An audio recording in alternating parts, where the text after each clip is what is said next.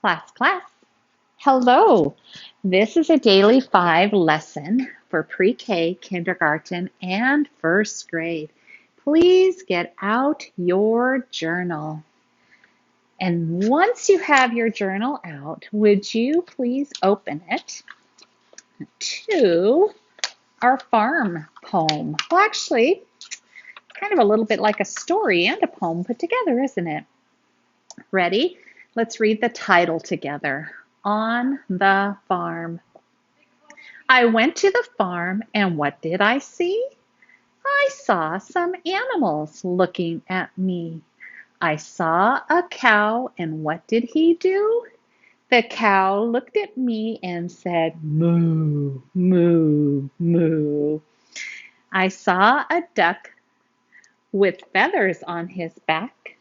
The duck looked at me and said, quack, quack, quack.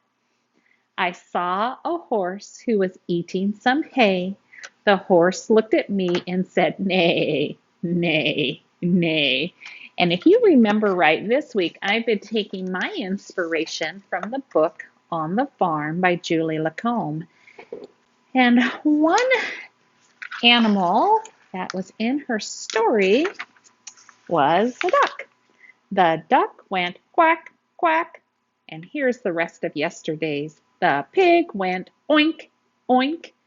Are you curious about what farm animal I've chosen for today?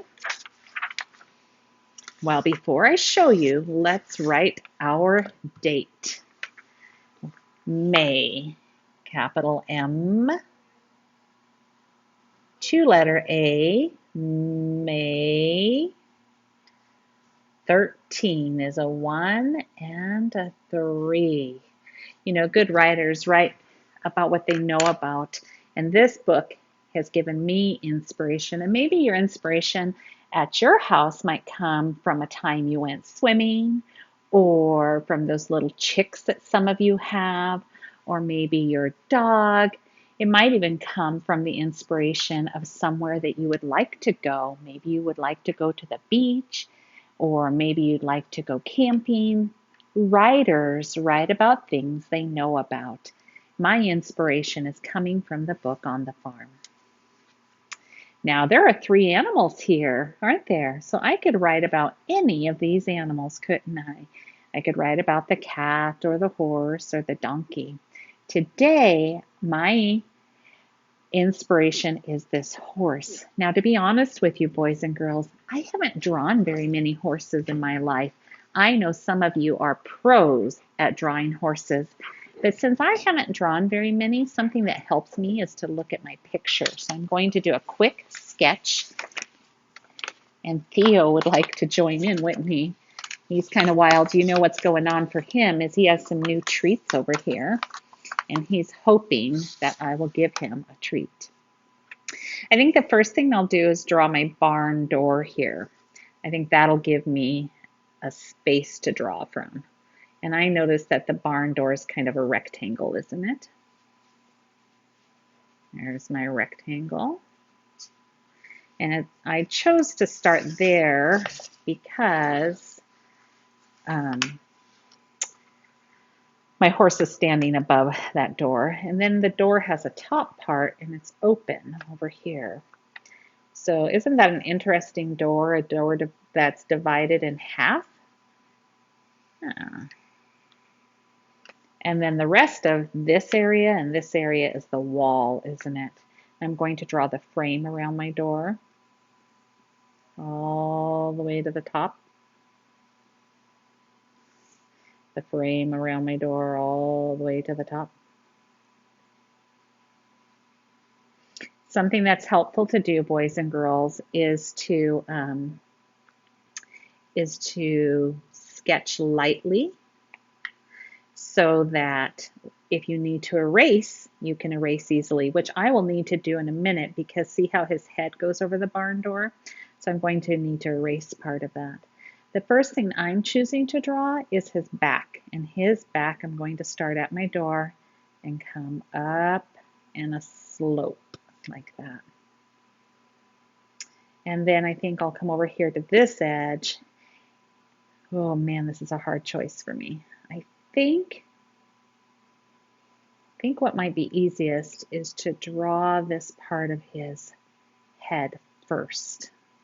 And so if this is his neck right here, then his head, I noticed, kind of has a little bit of a smile here. And then it kind of goes into his mouth.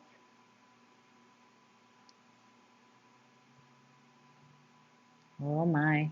And then this will be erased because that'll be over the door. But I feel like his mouth needs to be switched a little tiny bit. I don't think I went in far enough. Okay. And then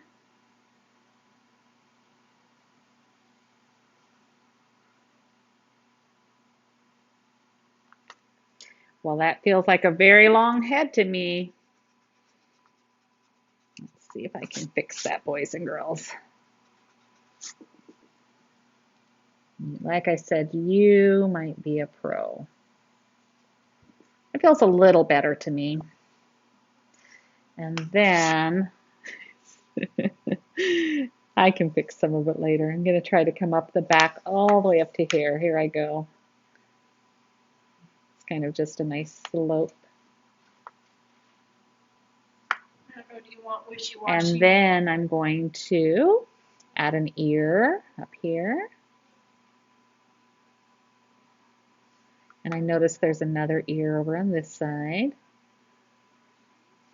And remember how we can erase those lines that overlap like that? And kind of give him this forehead of hair that I noticed he has there. And the rest of his mane that comes down this way. A couple of eyes. Nostrils. And he'll look better once he has his hair here like this because manes are fringed, aren't they? But when I add my color details, I think it'll look better. But one thing I think this is too tall and too sharp. So I think I'll fix that into more of a gentle slope. And I think that still looks funny to me. Let's see what I can do. There's his neck.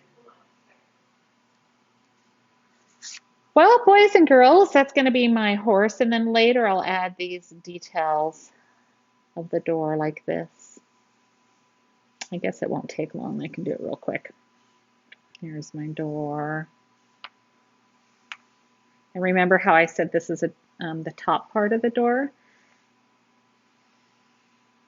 So I'll continue to add those details. And I notice there's a door handle here. And we can add some more details later, kind of fix a little bit of this, but let's write our sentence.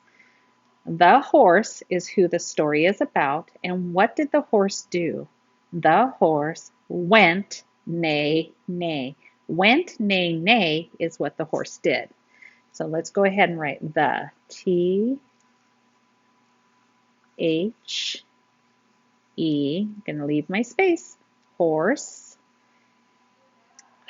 And I also know the word horse is here, but I'm going to do my best and stretch it out. Or, O-R spells or, horse. And I know that needs a silent E. The horse went is one of our sight words. W-E, we-e. Listen for that N. When. Went. The horse went. And I know it says neigh, neigh right here. So it's N, A, four-letter A, E, I, G, H is four-letter A. Neigh, leave a comma. Let's write neigh again. N, and four-letter A, E, I, G, H. The horse went neigh, neigh. Take a picture of your journal when you're done, friends.